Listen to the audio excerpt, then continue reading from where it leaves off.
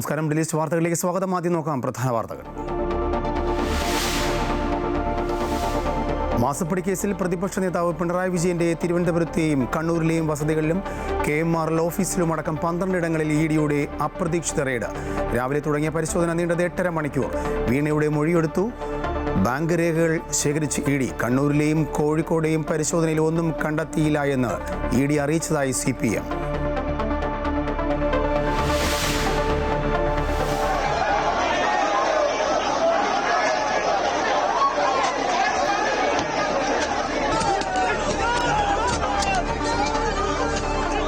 Raid കഴിഞ്ഞു മടങ്ങിയ ED ഉദ്യോഗസ്ഥരെ ആക്രമിച്ച് CPM പ്രവർത്തകർ. കാർ അടിച്ചു തകർത്തു. ആക്രമണത്തിൽ ED ഉദ്യോഗസ്ഥനും ടാക്സി ഡ്രൈവർക്കും പരിക്ക്. 7 പ്രതികൾ അറസ്റ്റിൽ. വധശ്രമത്തിന് കേസെടുത്തു. നടന്നത് ആസൂത്രിത ആക്രമണമെന്ന് ആഭ്യന്തരമന്ത്രി രമേശ് ചെന്നിത്തല. റിപ്പോർട്ട് തേടി ED ഡയറക്ടർ. DGPയോട് വിവരങ്ങൾ തേടി ഗവർണർ. ഏതായാലും ഇതുകൊണ്ടൊന്നും ഞങ്ങൾ അവസാനിക്കാൻ പോകുന്നില്ല. ഇത് ഒരു തുടക്കം മാത്രമായിട്ട് ഞങ്ങൾ കാണുന്നുള്ളൂ. EDയുടേത് ആസൂത്രിത നീക്കമെന്നും തളരില്ല എന്നും പിണറായി വിജയൻ. നടക്കുന്നത് സംഘപരിവാറിന്റെ രാഷ്ട്രീയ വേട്ടയെന്ന് മുഹമ്മദ് റിയാസ്.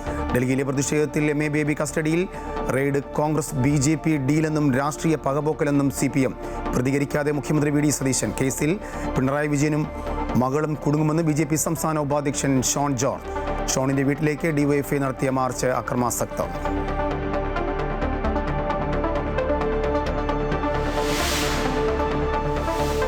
DK ശിവകുമാർ കർണാടക മുഖ്യമന്ത്രിയാകും. തീരുമാനമെടുത്തത് കോൺഗ്രസ് ഹൈക്കമാൻഡ്. അടുത്തയാഴ്ച സ്ഥാനമേൽക്കും. സിദ്ധരാമയ്യ നാളെ രാജിവച്ചേക്കും. രാജ്യസഭാ സീറ്റ് നൽകി സിദ്ധരാമയ്യ ദേശീയ നേതൃത്വത്തിലേക്ക് കൊണ്ടുവരാൻ ഹൈക്കമാൻഡ് നീക്കം.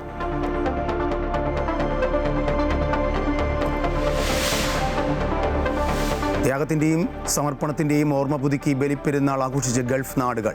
സംസ്ഥാനത്ത് ബലിപ്പെരുന്നാൾ നാളെ. എങ്ങും വിപുലമായ ഒരുക്കങ്ങൾ. കേരള കർണാടക പര്യടനത്തിന് തുടക്കം കുറിച്ച് സദ്ഗുരു ശ്രീമാതാ അമൃതാനന്ദമയി ദേവി മംഗലാപുരത്ത്. നാളെയും മറ്റന്നാളുമായി നടക്കുന്ന ബ്രഹ്മസ്ഥാന മഹോത്സവത്തിൽ അമ്മ മുഖ്യ കാർമ്മികത്വം വഹിക്കും.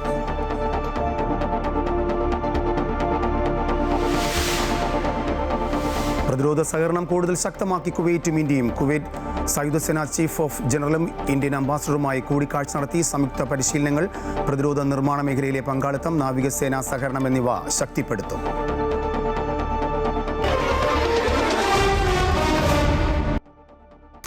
തിരുവനന്തപുരത്തെ റെയ്ഡ് കഴിഞ്ഞ് മടങ്ങിയ ED ഉദ്യോഗസ്ഥരെ ആക്രമിച്ച CPM പ്രവർത്തകരെ അറസ്റ്റ് ചെയ്തു. 4 പേരെയാണ് അറസ്റ്റ് ചെയ്തത്. 12 പേരെ തിരിച്ചറിഞ്ഞു. പ്രവർത്തകർക്കെതിരെ വധശ്രമത്തിന് കേസെടുത്തു. പരിശോധന പൂർത്തിയാക്കി ED സംഘം മടങ്ങുന്നതിനിടയിലായിരുന്നു സംഭവം അരങ്ങേറിയത്. കൂടുതൽ വിശദാംശങ്ങളുമായി തിരുവനന്തപുരത്ത് നിന്നും എബി ചേരുന്നുണ്ട്. എബി, ഒടുവിൽ നടപടി എടുത്തിരിക്കുന്നു. ഇനിയും പ്രതികളെ പിടികിട്ടാനുണ്ട്. ഇന്നത്തെ സംഭവം അനിഷ്ട സംഭവം എന്ന് ഒക്കെ വിശേഷിപ്പിക്കുന്ന തരത്തിലേക്ക് കാര്യങ്ങൾ എത്തുന്നു. പക്ഷേ രാഷ്ട്രീയ തലത്തിൽ ഒരു പ്രതികരണം ഇതുവരെ ഉണ്ടായിട്ടില്ല. മുഖ്യമന്ത്രി പ്രതികരിച്ചില്ല. പക്ഷേ ആഭ്യന്തരമന്ത്രി പ്രതികരിച്ചിരിക്കുന്നു. ഏറ്റവും ഒടുവിലത്തെ വിശദാംശങ്ങൾ എന്താണ്?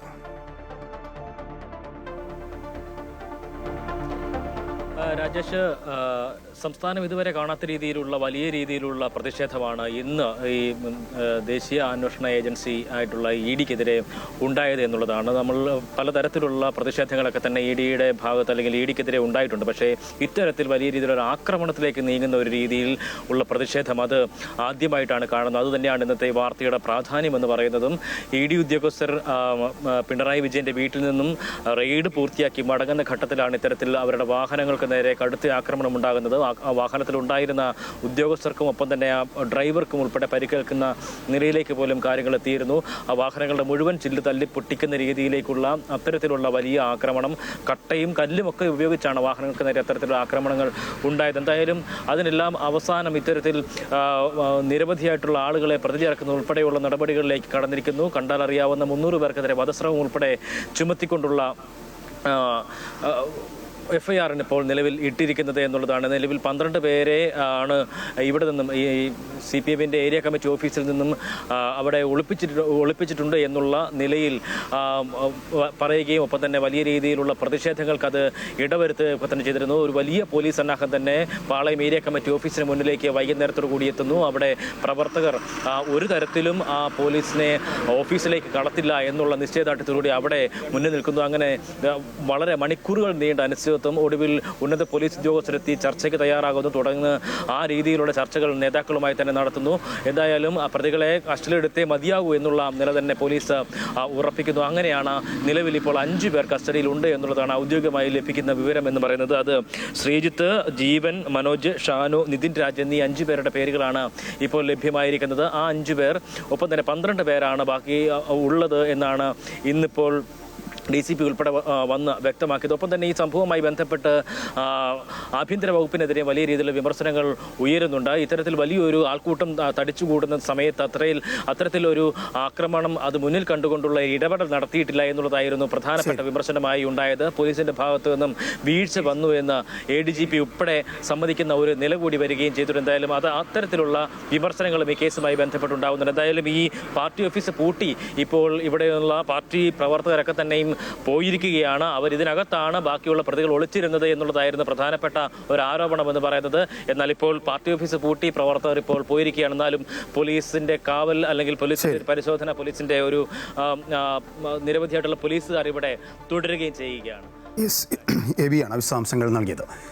ED പരിശോധനയ്ക്ക് ശേഷം CPM പ്രവർത്തകരെ അഭിവാദ്യം ചെയ്ത് പ്രതിപക്ഷ നേതാവായ പിണറായി വിജയൻ ഇതൊരു തുടക്കം മാത്രമേ ആയി കാണുന്നുള്ളൂ എന്നും ഇത്തരത്തിലുള്ള നടപടികൾ കൊണ്ട് തളർത്തിക്കളയാമെന്ന് വ്യാമോഹിക്കേണ്ടതില്ല എന്നും പിണറായി വിജയൻ പ്രതികരിച്ചു. നമുക്കെല്ലാം അറിയാവുന്നതുപോലെ പെട്ടെന്നുണ്ടായ കാര്യമല്ല. നമ്മുടെ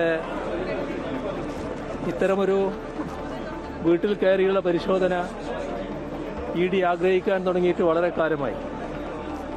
ഈ പരിശോധന സംഘപരിവാറിന്റെ രാഷ്ട്രീയ വേട്ടയാണ് നടക്കുന്നതെന്ന് MLA PA മുഹമ്മദ് റിയാസ്. തലപോയാലും മതനിരപേക്ഷതയ്ക്ക് വേണ്ടിയുള്ള പോരാട്ടം തുടരുമെന്നും റിയാസ് പറഞ്ഞു. നിയമാനുസൃതമായി നടത്തിയ ബിസിനസ്സിന് പ്രതിഫലമായി ലഭിച്ച പണമാണിത്. ബാങ്ക് വഴി വന്ന് നികുതി അടച്ച വിഷയമാണ്. അന്വേഷണത്തിൽ സ്ഥാപന ഉടമ സഹകരിച്ചിട്ടുണ്ട്. കേന്ദ്ര ഏജൻസിയുടെ ഇടപെടലിലെ രാഷ്ട്രീയം പാർട്ടി തന്നെ ചൂണ്ടിക്കാട്ടിയിട്ടുണ്ടെന്നും റിയാസ് പ്രതികരിച്ചു. നിയമാനുസൃതമായി നടത്തിയ ഒരു ബിസിനസ്, അതിൻ്റെ ഭാഗമായി അതിൻ്റെ മറ്റ് പ്രതിഫലം ബാങ്ക് അക്കൗണ്ട് വഴി വാങ്ങി നികുതി അടച്ചൊരു വിഷയം. ആ വിഷയത്തിൽ ഇതിൻ്റെ ഭാഗമായി വന്ന കേന്ദ്ര അന്വേഷണ ഏജൻസി ഇടപെടലിനെ അന്ന് തന്നെ അതിൻ്റെ പിന്നിലുള്ള രാഷ്ട്രീയ വശം പാർട്ടി ചൂണ്ടിക്കാട്ടിയിരുന്നു. പ്രതിപക്ഷ നേതാവ് പിണറായി വിജയന്റെ വസതിയിലെ ED റെയ്ഡിനെതിരെ ഡൽഹിയിലും CPM പ്രതിഷേധം. എൻഫോഴ്സ്മെന്റ് ഡയറക്ടറേറ്റ് ആസ്ഥാനത്തേക്ക് നടത്തിയ മാർച്ചിൽ ജനറൽ സെക്രട്ടറി MA ബേബി ഉൾപ്പെടെയുള്ള മുതിർന്ന നേതാക്കളെ പോലീസ് ബലം പ്രയോഗിച്ച് അറസ്റ്റ് ചെയ്ത് നീക്കി. പിണറായി വിജയന് രാഷ്ട്രീയ പ്രതിരോധം നൽകുമെന്ന് CPM കേന്ദ്ര നേതൃത്വം വ്യക്തമാക്കിയിരുന്നു. പോളിറ്റ് ബ്യൂറോ അംഗമായ പ്രതിപക്ഷ നേതാവ് പിണറായി വിജയന്റെ വസതിയിലെ ED പരിശോധനയ്ക്കെതിരെ ഡൽഹിയിലും CPM പ്രതിഷേധിച്ചു. എൻഫോഴ്സ്മെന്റ് ഡയറക്ടറേറ്റ് ആസ്ഥാനത്തേക്ക് മാർച്ച് നടത്താൻ ശ്രമിച്ച CPM പ്രവർത്തകരെ പോലീസ് തടഞ്ഞു. ജനറൽ സെക്രട്ടറി MA ബേബി ഉൾപ്പെടെയുള്ള മുതിർന്ന നേതാക്കളെ പോലീസ് ബലം പ്രയോഗിച്ച് അറസ്റ്റ് ചെയ്ത് നീക്കി.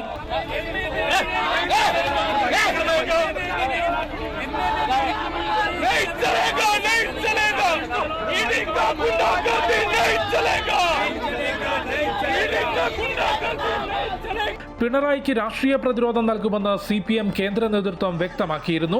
ഹീനമായ നടപടിയിലൂടെ പിണറായി വിജയനെയും CPM-നെയും ഭയപ്പെടുത്താമെന്ന് കരുതേണ്ട എന്നായിരുന്നു MA ബേബിയുടെ പ്രതികരണം. ED പരിശോധനയിൽ കോൺഗ്രസിനും UDF-നും സന്തോഷമുണ്ടോ എന്നും അദ്ദേഹം ചോദിച്ചു. BJP ഗവൺമെന്റിന്റെ ഒരു എക്സ്റ്റൻഷൻ ഡിപ്പാർട്ട്മെന്റായിട്ടാണ് എൻഫോഴ്സ്മെന്റ് ഡയറക്ടറേറ്റ് എന്ന് പറയുന്ന സ്ഥാപനം പ്രവർത്തിച്ചുകൊണ്ടിരിക്കുന്നത്. എത്രയോ കാലമായി നമ്മുടെ രാജ്യത്തിലെ ഗവൺമെന്റിന്റെ കൈവശമുള്ള നിഷ്പക്ഷമായി പ്രവർത്തിക്കേണ്ട വകുപ്പുകളെ പക്ഷപാതപരമായി രാഷ്ട്രീയമായി ദുരുപയോഗപ്പെടുത്തിക്കൊണ്ടിരിക്കുകയാണ്. ED നടപടി പാർട്ടിക്കെതിരായ കടന്നുകയറ്റമെന്ന് AA റഹീം MP പറഞ്ഞു. VD സതീശൻ സവർക്കർക്ക് മുൻപിൽ തലകുനിച്ചു നിന്നതുപോലെ പിണറായി വിജയൻ നിൽക്കില്ലെന്നും മുഖ്യമന്ത്രിയുടെ ഡൽഹി യാത്രയിൽ ദുരൂഹതയുണ്ടെന്നും അദ്ദേഹം ആരോപിച്ചു. റെയ്ഡ് വാർത്തകൾ പുറത്തു വന്നതിന് പിറകെ CPM അവൈലബിൾ പോളിറ്റ് ബ്യൂറോ യോഗം വിളിച്ചു ചേർത്തിരുന്നു. അമൃത ന്യൂസ്, ന്യൂഡൽഹി. അതേസമയം പിണറായി വിജയന്റെ വീട്ടിലെ ED റെയ്ഡ് രാഷ്ട്രീയ പകപോക്കലെന്ന് MV ഗോവിന്ദൻ. വിവിധ രാഷ്ട്രീയ പ്രസ്ഥാനങ്ങളുടെ ഭാഗമായി ഇരിക്കുന്നവരെ കേന്ദ്ര ഏജൻസികളെ ഉപയോഗിച്ച് വേട്ടയാടുന്ന രീതിയാണ് ഇപ്പോൾ നടക്കുന്നതെന്നും അദ്ദേഹം ആരോപിച്ചു. പിണറായിയെയും പിണറായി പ്രദാനം ചെയ്യുന്ന പ്രസ്ഥാനത്തെയും ഈ രീതിയിലുള്ള അക്രമം കൊണ്ട് ദുർബലപ്പെടുത്താം എന്നാണ് ധരിക്കുന്നതെങ്കിൽ അങ്ങനെ ദുർബലപ്പെടുന്ന ഒരാളല്ല പിണറായി എന്നും അങ്ങനെ ദുർബലപ്പെട്ടു പോകുന്ന പ്രസ്ഥാനമല്ല CPIM എന്നും വ്യക്തമാക്കാൻ ഞാൻ ആഗ്രഹിക്കുകയാണ്. അതേസമയം റെയ്ഡുമായി ബന്ധപ്പെട്ട ഒരു വിവരവും ആഭ്യന്തര വകുപ്പിന് ലഭിച്ചിട്ടില്ലെന്ന് ആഭ്യന്തരമന്ത്രി രമേശ് ചെന്നിത്തല പ്രതികരിച്ചു. ഈ റെയ്ഡുമായി ബന്ധപ്പെട്ട ഒരു വിവരവും കേരളത്തിലെ പോലീസിനോ ആഭ്യന്തര വകുപ്പിനോ അറിയില്ല. നമ്മളെ ആരും അറിയിച്ചിട്ടുമില്ല, പോലീസ് സഹായം തേടിയിട്ടുമില്ല. അപ്പം നമുക്കതിനെപ്പറ്റിയുള്ള ഒരു വിവരങ്ങളും അറിയാത്ത കാര്യമാണ്. അപ്പോൾ അത് EDയുമായി ബന്ധപ്പെട്ട ഉദ്യോഗസ്ഥന്മാരോട് നിങ്ങൾ ചോദിക്കണം. കേരളത്തിലെ പോലീസിനോ ആഭ്യന്തര വകുപ്പിനോ ഇത് സംബന്ധിച്ച് ഒരു വിവരങ്ങളും കൈമാറിയിട്ട് ഞങ്ങൾക്ക് അറിയത്തുമില്ല. മാസപ്പടി കേസിൽ പിണറായി വിജയനും മകളും കുടുങ്ങുമെന്ന് BJP സംസ്ഥാന ഉപാധ്യക്ഷൻ ഷോൺ ജോർജ് പ്രതികരിച്ചു. കഴിഞ്ഞ ഒരു 2 വർഷമായിട്ട് കേരള ഹൈക്കോടതിയിൽ 3 കേസ്, മദ്രാസ് ഹൈക്കോടതി 1 കേസ്, ബാംഗ്ലൂർ ഹൈക്കോടതി 2 കേസ്, ഡൽഹി ഹൈക്കോടതി 3 കേസ്. ഇത്തരം കേസുകളാണ് ഈ അന്വേഷണം തടസ്സപ്പെടുത്താൻ വേണ്ടി മാത്രം ഇവർ നടത്തിയിട്ടുള്ളത്. അതിൽ പകുതി സർക്കാരിൻ്റെ പണം ഉപയോഗിച്ച് ചെയ്തു, ബാക്കി മറ്റേ കമ്പനിയും ഇവരും വ്യക്തിപരമായി ചെയ്തു.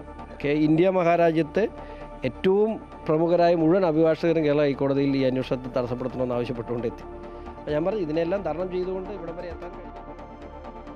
വോട്ടർ പട്ടിക തീവ്ര പരിഷ്കരണ നടപടി SIR ശരിവച്ച സുപ്രീം കോടതി. ജനാധിപത്യ നിയമത്തിൻ്റെ ലംഘനം ഉണ്ടായിട്ടില്ല എന്നും SIR നടപ്പിലാക്കാൻ തെരഞ്ഞെടുപ്പ് കമ്മീഷന് അധികാരമുണ്ടെന്നും കോടതി ഉത്തരവിട്ടു. SIRന്റെ നിയമസാധുത ചോദ്യം ചെയ്തുകൊണ്ട് വിവിധ രാഷ്ട്രീയ പാർട്ടികളും സംഘടനകളും നൽകിയ ഹർജികളിലാണ് ചീഫ് ജസ്റ്റിസ് സൂര്യകാന്ത് അധ്യക്ഷനായ ബെഞ്ച് വിധി പ്രസ്താവിച്ചത്. വോട്ടർ പട്ടികയിലെ തീവ്ര പരിഷ്കരണ നടപടി ശരിവെച്ച സുപ്രീം കോടതി സമഗ്രമായ വോട്ടർ പട്ടിക തയ്യാറാക്കാനുള്ള പ്രധാന ചുവടുവയ്പ്പാണ് SIR എന്ന് നിരീക്ഷിച്ചു. SIR നടപ്പാക്കാൻ തെരഞ്ഞെടുപ്പ് കമ്മീഷന് അധികാരമുണ്ട് എന്നും നടപടി ഭരണഘടനാ ലംഘനമല്ല എന്നും കോടതി ചൂണ്ടിക്കാട്ടി. കൂടാതെ വോട്ടർ പട്ടികയിൽ നിന്നും പേര് നീക്കം ചെയ്യുന്നത് ഒരാളുടെ പൗരത്വം നിശ്ചയിക്കുന്നതിനുള്ള മാനദണ്ഡമല്ല എന്നും കോടതി വ്യക്തമാക്കുന്നു. തെരഞ്ഞെടുപ്പിന്റെ സുതാര്യതയും പൗരന്മാരുടെ ഭരണഘടനാപരമായ അവകാശങ്ങളും ഉറപ്പാക്കാൻ കമ്മീഷൻ സ്വീകരിച്ച നടപടികൾക്ക് സാധിച്ചതായി വിലയിരുത്തിക്കൊണ്ടാണ് കോടതിയുടെ നിർണായക ഉത്തരവ്. SIR ഭരണഘടനാ ലംഘനമല്ല എന്നും വോട്ടർ പട്ടിക കുറ്റമറ്റതാക്കുന്നതിനുള്ള നടപടിയാണെന്നും നേരത്തെ തെരഞ്ഞെടുപ്പ് കമ്മീഷനും കേന്ദ്ര സർക്കാരും സുപ്രീം കോടതിയെ അറിയിച്ചിരുന്നു. നിലവിൽ SIRന്റെ 3ാം ഘട്ടം പ്രഖ്യാപിച്ച വേളയിലാണ് നടപടികൾ ശരിവെച്ചുകൊണ്ടുള്ള സുപ്രീം കോടതിയുടെ ഉത്തരവ്. അമൃത ന്യൂസ്, ന്യൂഡൽഹി. ണെന്നും DGPയുടെ റിപ്പോർട്ടിൽ പറയുന്നു. കാണിക്കയായി ലഭിച്ച 78 ഗ്രാം സ്വർണ്ണക്കട്ടികളും നാണയങ്ങളും കാണാതായിട്ടുണ്ട്. വൈരനവ എന്ന ആഭരണം 6 മാസമായി കാണാനില്ല. രാജകുടുംബാംഗമായി ബന്ധമുള്ളവർ സുരക്ഷാ പരിശോധനകൾ കൂടാതെ ക്ഷേത്രത്തിൽ പ്രവേശിക്കുന്നുണ്ട് എന്നും റിപ്പോർട്ടിൽ ചൂണ്ടിക്കാട്ടി. സ്വർണ്ണവിളക്കിന് പകരം വെള്ളിവിളക്ക് സ്ഥാപിച്ചെന്നും നിലവറയ്ക്ക് പുറത്തുള്ള മുഴുവൻ സ്വർണവും സ്ട്രോങ് റൂമിലേക്ക് മാറ്റണമെന്നും സർക്കാരിനോട് പോലീസ് മേധാവി നിർദ്ദേശിച്ചു. സംസ്ഥാന പോലീസ് മേധാവിക്ക് വേണ്ടി ADGP S. ശ്രീജിത്താണ് ആഭ്യന്തര വകുപ്പ് അഡീഷണൽ ചീഫ് സെക്രട്ടറിക്ക് റിപ്പോർട്ട് നൽകിയത്. DGP സർക്കാരിന് സമർപ്പിച്ച റിപ്പോർട്ടിനെതിരെ ക്ഷേത്ര ഭരണസമിതി രംഗത്തെത്തി.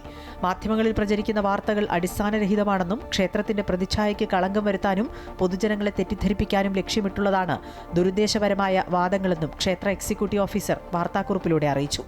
പോലീസ് നിയന്ത്രണത്തിലുള്ള CCTV നിരീക്ഷണത്തിലാണ് ക്ഷേത്ര പരിസരം മുഴുവനെന്നും വിലപിടിപ്പുള്ള വസ്തുക്കൾ നീക്കം ചെയ്യുന്നത് സുരക്ഷാ വിഭാഗത്തിന്റെ സാന്നിധ്യത്തിൽ മാത്രമാണെന്നും അധികൃതർ അറിയിച്ചു. ക്ഷേത്രത്തിൽ പ്രവേശിക്കുമ്പോഴും പുറത്തു പോകുമ്പോഴും ജീവനക്കാരെ കർശനമായ പരിശോധനയ്ക്ക് വിധേയരാക്കുന്നുണ്ടെന്നും ഇതുവരെ ക്ഷേത്രത്തിൽ മോഷണമോ ദുർവിനിയോഗമോ നടന്നിട്ടില്ല എന്നും എക്സിക്യൂട്ടീവ് ഓഫീസർ അറിയിച്ചു. News desk Amrita TV. ഇടവേള.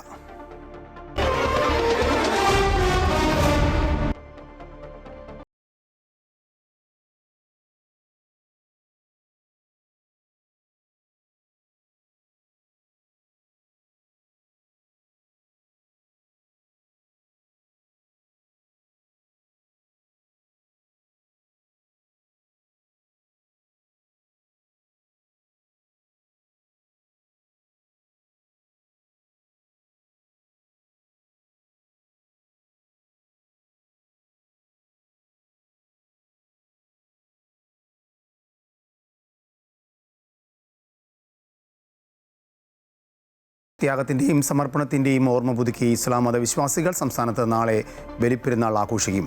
വിപുലമായ ഒരുക്കങ്ങളാണ് പെരുന്നാളിനെ വരവേൽക്കാനായി സംസ്ഥാനമെങ്ങും സജ്ജീകരിച്ചിട്ടുള്ളത്. അല്ലാഹു അക്ബർ, അല്ലാഹു അക്ബർ. ത്യാഗത്തിന്റെയും വിനയത്തിന്റെയും ഉദാത്ത മാതൃക ലോകത്തിന് സമർപ്പിച്ച പ്രവാചകൻ ഇബ്രാഹിം നബിയുടെ ഓർമ്മകളുമായി വിശ്വാസി സമൂഹം ബലിപ്പെരുന്നാളിനായി ഒരുങ്ങിക്കഴിഞ്ഞു.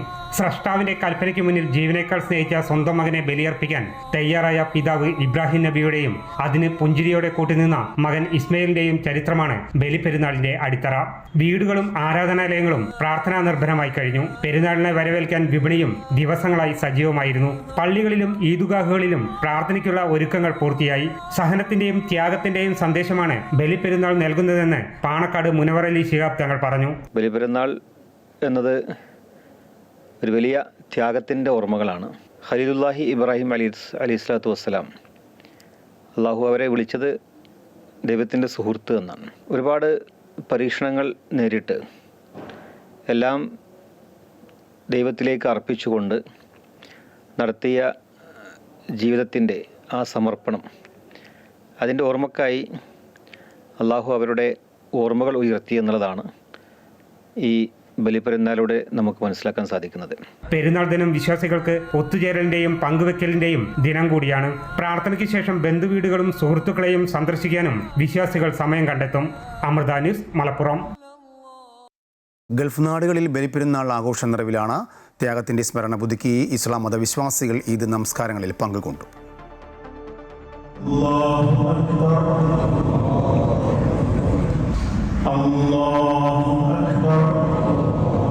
UAE-യിലെ എല്ലാ എമിറേറ്റുകളിലെ പള്ളികളിലും പുലർച്ചെ തന്നെ ഈദ് നമസ്കാരങ്ങൾ നടന്നു. ഷാർജയിലെ അബ്ദുൽ അസീസ് പള്ളിയിൽ നടന്ന ഈദ് നമസ്കാരത്തിൽ നിരവധി മലയാളികൾ പങ്കെടുത്തു. ഹുസൈൻ സലഫി ഈദ് നമസ്കാരത്തിനും പ്രാർത്ഥനകൾക്കും നേതൃത്വം നൽകി. രാജ്യത്ത് എല്ലായിടങ്ങളിലും ഒത്തൊരുമയോടെ സമാധാനത്തോടെ ഏകോദര സഹോദരങ്ങളായി നമ്മുടെ രാജ്യത്തുള്ള ഹിന്ദു, മുസ്ലിം, ക്രിസ്ത്യൻ മതമില്ലവർ ഇല്ലാത്തവർ എല്ലാവരും ഒരേ മനസ്സോടെ മനുഷ്യർ എന്ന നിലക്കുള്ള മാനവ സൗഹാർദ്ദം നിലനിൽക്കുന്ന ഒരു അന്തരീക്ഷം കേരളത്തിൽ വരട്ടെ എന്നുകൂടി ഈ സമാധാനത്തിൻ്റെയും ത്യാഗത്തിൻ്റെയും സമർപ്പണത്തിൻ്റെയും സത്യസന്ധതയുടെയും സന്ദേശം ഉദ്ഘോഷിക്കപ്പെടുന്ന ഈ പെരുന്നാളിൻ്റെ ദിവസത്തിൽ പ്രത്യേകം ആശിക്കുകയാണ്. അതിനുവേണ്ടി സ്രഷ്ടാവിനോട് മനസ്സിൽ തട്ടി പ്രാർത്ഥിക്കുകയാണ്. ദുബായ് മതകാര്യ വകുപ്പിന്റെ അനുമതിയോടെ അൽഖൂസ് അൽമനാർ ഇസ്ലാമിക് സെന്ററിലെ പള്ളിയിൽ നടന്ന ഈദ് നമസ്കാരത്തിന് മൻസൂർ അഹമ്മദ് മദീനി നേതൃത്വം നൽകി. ത്യാഗത്തിന്റെ ഉദാത്ത സന്ദേശമാണ് ബലിപ്പെരുന്നാൾ നൽകുന്നതെന്ന് പണ്ഡിതർ പ്രഭാഷണങ്ങളിലൂടെ ഓർമ്മിപ്പിച്ചു. ഷാർജയിലെ അൽ ഗുവൈർ മസ്ജിദിൽ മൗലവി ഹുസൈൻ കക്കാട് ഈദ് നമസ്കാരത്തിന് നേതൃത്വം നൽകി. പരസ്പരം ആശ്ലേഷിച്ചും സ്നേഹം പങ്കുവച്ചും വിശ്വാസികൾ ബലിപ്പെരുന്നാളിന്റെ സന്ദേശം പകർന്നു നൽകി. Amrita news, Dubai. ബലിപ്പെരുന്നാൾ ആഘോഷത്തിന്റെ ഭാഗമായി ഭരണാധികാരികൾ ഉൾപ്പെടെ പങ്കെടുത്ത പള്ളികളിൽ നടന്ന പെരുന്നാൾ നമസ്കാരത്തിന് വിപുലമായ ക്രമീകരണങ്ങളാണ് ഒരുക്കിയത്. UAE president Sheikh Mohammed bin Zayed Al Nahyan അബുദാബിയിലെ ഷെയ്ഖ് സായിദ് ഗ്രാൻഡ് മോസ്കിലാണ് നമസ്കാരത്തിൽ പങ്കാളികളായത്. മന്ത്രിമാരും ഉന്നത ഉദ്യോഗസ്ഥരും ഉൾപ്പെടെയുള്ളവർ പ്രാർത്ഥനയിൽ പങ്കെടുത്തു. UAE സുപ്രീം കൗൺസിൽ അംഗവും ഷാർജ ഭരണാധികാരിയുമായ Sheikh Sultan bin Mohammed Al Qasimi Sharjah മസ്ജിദിൽ ഈദ് നമസ്കാരം നിർവഹിച്ചു. അജ്മാൻ ഭരണാധികാരിയായ Humaid bin Rashid Al Nuaimi Al Zahir Palace മസ്ജിദിലും റാസൽ ഖൈമ ഭരണാധികാരി Sheikh Saud bin Saqr Al Qasimi Ras al ഖൈമയിലുമാണ് പ്രാർത്ഥനയിൽ പങ്കെടുത്തത്. ഫുജിയറ ഭരണാധികാരിയായ Hamad bin Mohammed Al Sharqi ഫുജിയറയിലെ ഷെയ്ഖ് സയ്യിദ് ഗ്രാൻഡ് മസ്ജിദിൽ നമസ്കാരം നിർവഹിച്ചു. സൗദി അറേബ്യ ഉൾപ്പെടെയുള്ള ഗൾഫ് രാജ്യങ്ങളിൽ വിശ്വാസികൾ ഇന്ന് ബലിപ്പെരുന്നാൾ ആഘോഷിച്ചു. വിവിധ ഈദ്ഗാഹുകളിലും മസ്ജിദുകളിലും ലക്ഷക്കണക്കിന് വിശ്വാസികളാണ് ഒത്തുചേർന്നത്. സൗദിയിലെ തോഫിൽ മലയാളത്തിൽ നടന്ന പെരുന്നാൾ ഖുതുബ ഏറെ ശ്രദ്ധിക്കപ്പെട്ടു. സൗദിയിലെ പ്രധാന ജുമാ മസ്ജിദുകളിലും ഈദ്ഗാഹുകളിലും പുലർച്ചെ തന്നെ പെരുന്നാൾ നമസ്കാരം നടന്നു.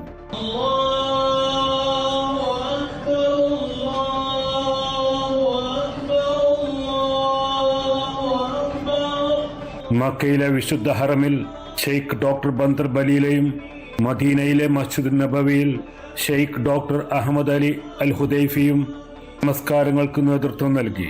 സൗദി ഭരണാധികാരി സൽമാൻ രാജാവും കിരീടാവകാശിയും വിവിധ ലോക നേതാക്കളുമായി പെരുന്നാൾ ആശംസകൾ കൈമാറി.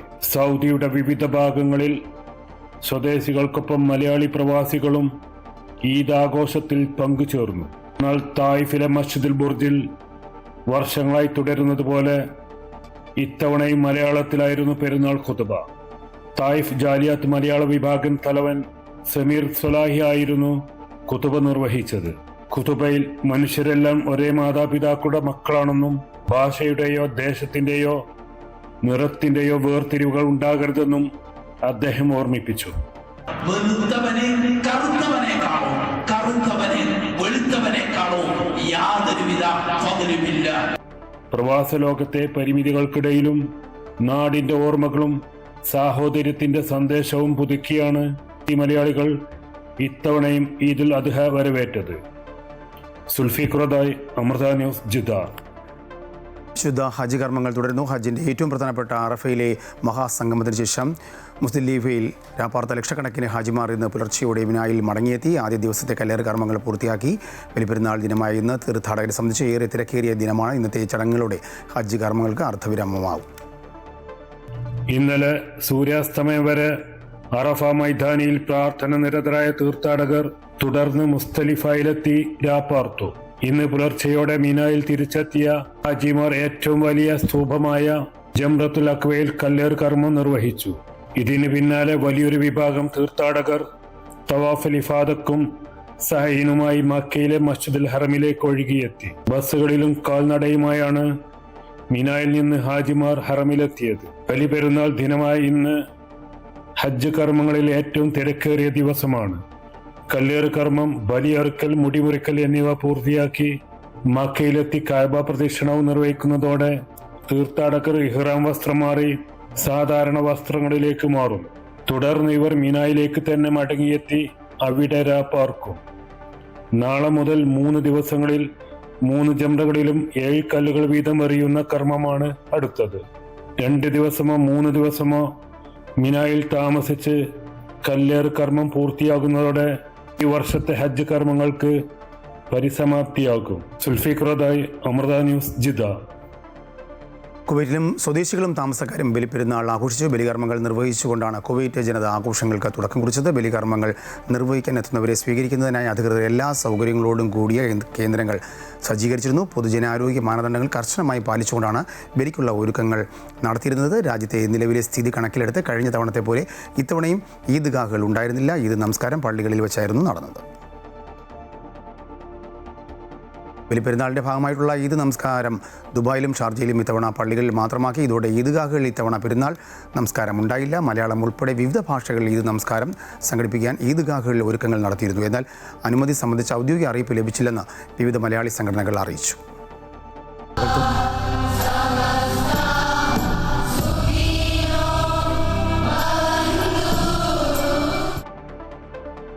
കേരള കർണാടക പര്യടനത്തിന് തുടക്കം കുറിച്ച് സദ്ഗുരു ശ്രീ മാതാ അമൃതാനന്ദമയി ദേവി മംഗലാപുരത്തെത്തി. നാളെയും മറ്റന്നാളുമായി നടക്കുന്ന മംഗലാപുരം ബ്രഹ്മസ്ഥാനം മഹോത്സവത്തിൽ അമ്മ മുഖ്യ കാർമ്മികത്വം വഹിക്കും.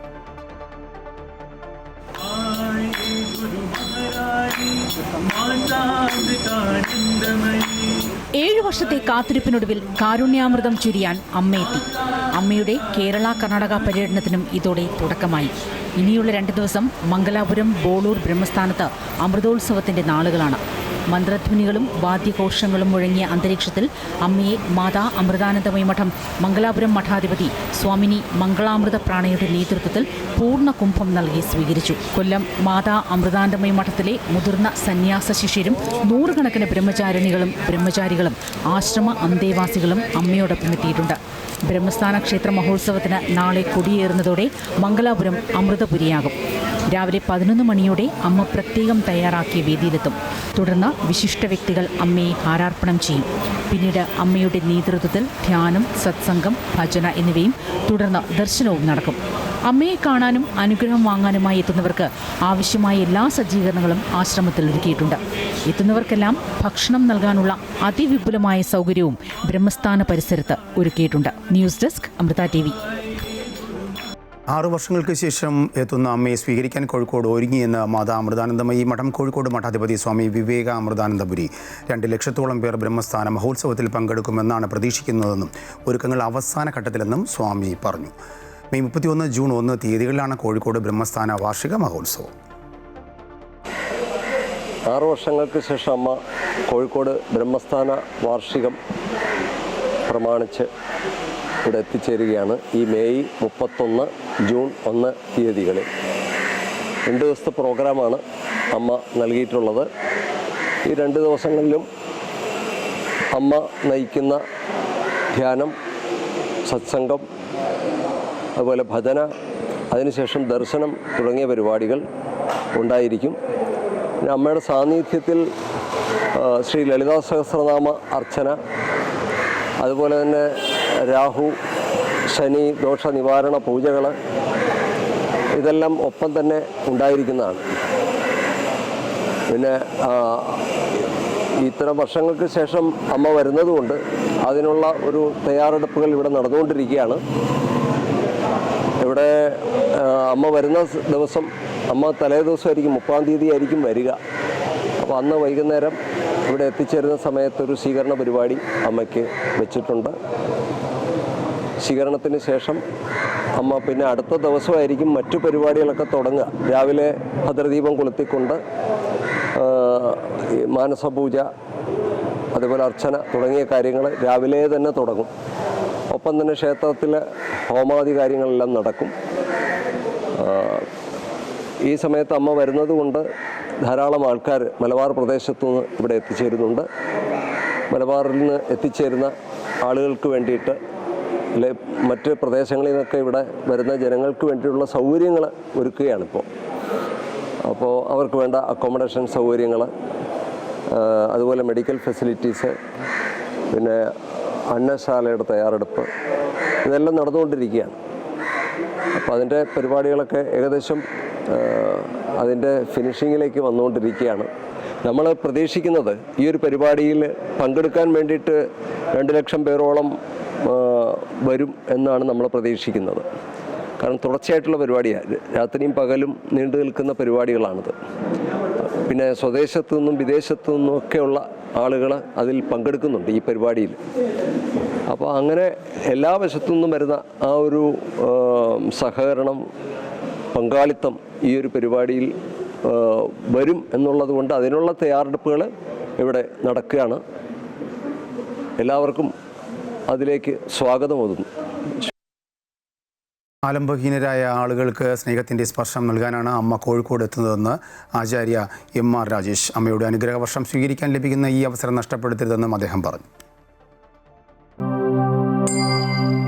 ജഗദ്ഗുരു ശ്രീ മാതാ അമൃതാനന്ദമയി ദേവി 6 വർഷത്തിന് ശേഷം കോഴിക്കോട് വരികയാണ്. അമ്മയെ സംബന്ധിച്ചിടത്തോളം നമ്മുടെ ഭാരതത്തിൽ ജാതി, മത, ലിംഗവിവേചനങ്ങളില്ലാതെ എല്ലാവരെയും സ്നേഹമെന്ന് പറയുന്ന അസാധാരണമായ ഒരു രസക്കൂട്ട് ഉപയോഗിച്ച് അനുഗ്രഹിക്കുന്ന അമ്മയാണ്. ആ അമ്മയുടെ ഏറ്റവും പ്രധാനപ്പെട്ട കാര്യം പ്രേമമാണ്, സ്നേഹമാണ്. സ്നേഹത്തിൻ്റെ മുമ്പിൽ മറ്റൊന്നുമില്ല.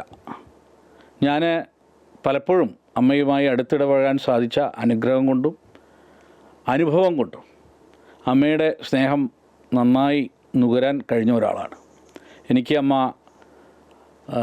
പുരസ്കാരം തന്നു, അതേപോലെ അമൃതകീർത്തി പുരസ്കാരം തന്ന് അനുഗ്രഹിച്ചു. അങ്ങനെ നിരവധി പുരസ്കാരങ്ങൾ, അല്ലെങ്കിൽ നിരവധി സന്ദർഭങ്ങൾ. അമ്മ ഇവിടെ കോഴിക്കോട് വരുമ്പോൾ നമുക്ക് ഒരു വലിയ അനുഗ്രഹമാണ്. കാരണം അവലംബമില്ലാത്ത, ആലംബഹീനരായ എത്രയോ ആളുകളുണ്ട്. അവർക്ക് സ്നേഹത്തിൻ്റെ സ്പർശം കൊടുക്കാനാണ് അമ്മ ഈ മെയ് മാസം 31-ാം തീയതി കോഴിക്കോട് അമൃതാനന്ദമയി മഠത്തിലേക്ക് വരുന്നത്. 31 തീയതികളിൽ അമ്മ കോഴിക്കോടുണ്ട്. ഈ അവസരം ഒരിക്കലും നിങ്ങൾ കളയരുത്. കാരണം അമ്മയെ കാണാനും അമ്മയുടെ ദർശനം ലഭിക്കാനും, അതേപോലെ അത് നിങ്ങൾക്ക് കിട്ടുന്ന അനുഗ്രഹ വർഷത്തെ സ്വീകരിക്കാനും കിട്ടുന്ന അവസരമാണ്. അത് ഒരു കാരണവശാലും ഒഴിവാക്കരുത്. മാത്രമല്ല, മെയ് 31 തീയതികളിൽ മലാപ്പറമ്പിലെ അമൃതാനന്ദമയി മഠത്തിലുള്ള ബ്രഹ്മസ്ഥാനത്തിൻ്റെ വാർഷികോത്സവം കൂടി, അവിടെ പ്രതിഷ്ഠാദിന ഉത്സവം കൂടി അതിനോടനുബന്ധിച്ച് നടക്കുന്നുണ്ട്. അതിൻ്റെ കാൽനാട്ട് കർമ്മമെല്ലാം ഇപ്പം കഴിഞ്ഞു. അവിടെ വിവേകാമൃതാനന്ദപുരി സ്വാമികളുടെ നേതൃത്വത്തിൽ അതിഗംഭീരമായ രീതിയിൽ അമ്മയെ സ്വീകരിക്കുന്നതിന് വേണ്ടി കോഴിക്കോട് ഒരുങ്ങിക്കൊണ്ടിരിക്കുന്ന സാഹചര്യമാണ്. എല്ലാവർക്കും ഒരിക്കൽ കൂടി അമ്മയുടെ ആ പാദസ്പർശം കൊണ്ട് നമ്മുടെ കോഴിക്കോട് കോഴിക്കോടുണ്ടാവുന്ന ആ പുണ്യത്തിന് നമുക്ക് കാത്തിരിക്കാം. എല്ലാവരും അതിൽ പങ്കെടുക്കുക. നമസ്കാരം. ജനങ്ങൾ ആഹ്ലാദത്തോടെ കാത്തിരിക്കുന്ന ഒന്നാണ് കോഴിക്കോടേക്കുള്ള അമ്മയുടെ വരവെന്ന് ഗോവ മുൻ ഗവർണർ PS ശ്രീധരൻപിള്ള. യുദ്ധത്തിൻ്റെയും ആക്രമണത്തിൻ്റെയും ഒക്കെ കാലത്ത് ശാന്തിയുടെയും സമാധാനത്തിൻ്റെയും പ്രതീകമായി എല്ലാവരെയും ചേർത്ത് നിർത്തുന്ന അമ്മയ്ക്ക് വരവേൽപ്പ് നൽകാൻ കോഴിക്കോട് ഒരുങ്ങിയെന്നും അദ്ദേഹം പറഞ്ഞു. വിശ്വമാതാവായി ലോകം പരക്കെ അംഗീകരിച്ചിട്ടുള്ള മാതാ അമൃതാനന്ദമയി ദേവിയുടെ അമ്മയുടെ കോഴിക്കോട് സന്ദർശനം ചരിത്രം സൃഷ്ടിക്കുന്ന ഒരു വലിയ പ്രത്യാശയുടെ വളരെ ആഹ്ലാദത്തോടെ ജനങ്ങൾ സ്വീകരിക്കുന്ന ഒന്നായി ഞാൻ കാണുകയാണ്. അമ്മ ആദ്യമായി കോഴിക്കോട്ട് വന്ന എത്രയോ ദശാബ്ദങ്ങൾക്ക് മുമ്പുള്ള അത് കോഴിക്കോട് ബീച്ചിലെ ക്ഷേത്രത്തിലും അതുപോലെ തന്നെ അഴകൊടി അമ്പലത്തിലും എല്ലാം വന്നത് ഞാൻ ഓർക്കുകയാണ്. അതിനുശേഷം അമ്മയുടെ സന്ദർശന വേളകളെല്ലാം ഒരു ഉത്സവമാക്കി മാറ്റിയ ചരിത്രമാണ് കോഴിക്കോടിനുള്ളത്. ഇന്ന് വിശ്വസാഹിത്യത്തിൽ പ്രത്യേകമായി അംഗീകാരം നേടിയ നഗരങ്ങളിലൊന്നാണ് കോഴിക്കോട്. ഇവിടെയുള്ള എല്ലാ വിഭാഗം ജനങ്ങളും അമ്മയ്ക്ക് വരവേൽപ്പ് നൽകാൻ തയ്യാറായിരിക്കുകയാണ്. ഇന്നത്തെ കുഴഞ്ഞു മറിഞ്ഞ അന്തരീക്ഷത്തിൽ ലോകമെമ്പാടും യുദ്ധത്തിൻ്റെയും മാനവികതയെ ചവിട്ടിമരിച്ചുകൊണ്ടുള്ള അക്രമ അന്തരീക്ഷമൊക്കെ നിലനിൽക്കുമ്പോൾ ശാന്തിയുടെയും സമാധാനത്തിൻ്റെയും വർത്തമാനകാല ഭാരതത്തിൽ ഏറ്റവും ശ്രദ്ധേയമായി തീർന്ന അമ്മയെ സഹർഷം ഈ മണ്ണിലേക്ക് എത്തി അനുഗ്രഹങ്ങൾ നൽകട്ടെ എന്ന് പ്രാർത്ഥിക്കാനും ആശംസകൾ നേരാനും ഞാൻ ഈ അവസരം ഉപയോഗിക്കുന്നു. ജയ് ഹിന്ദ്, ജയ് ഭാരത്. ഇതോടുകൂടി വാർത്താ ബുള്ളറ്റിൻ പൂർണ്ണമാകുന്നു. കൂടുതൽ വാർത്തയ്ക്കായി അമൃത ന്യൂസ് യൂട്യൂബ് കാണുക.